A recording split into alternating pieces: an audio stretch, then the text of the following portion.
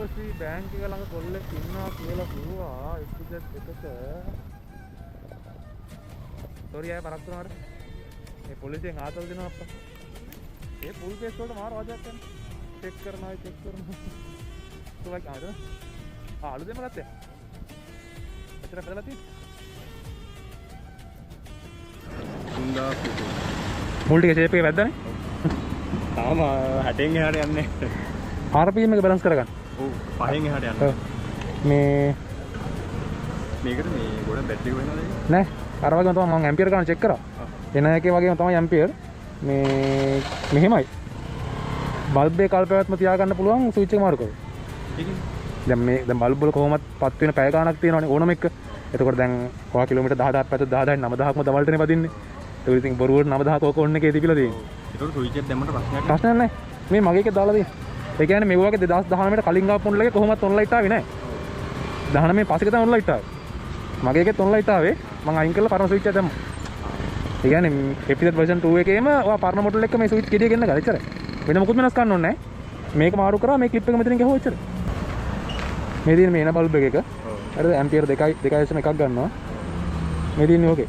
1.4 normal. Normal ඒ දෙකක් උඩින් දෙයක්. අවුලක් නැහැ. ඉතින් අර කේස් එක බල්බ් එක කල්පයක් තුනක්.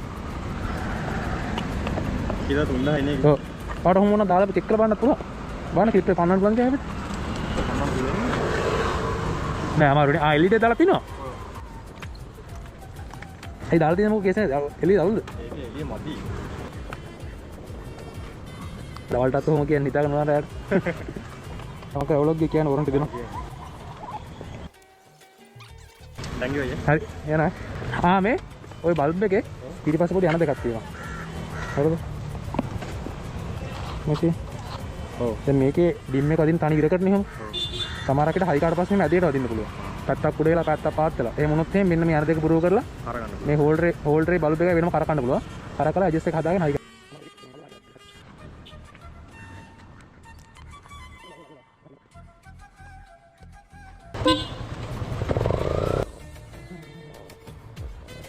බල්බ් ගෙනාවු සෙට් එක ඉවරයි. පොන්න අවසානයක පොරට දුන්නේ.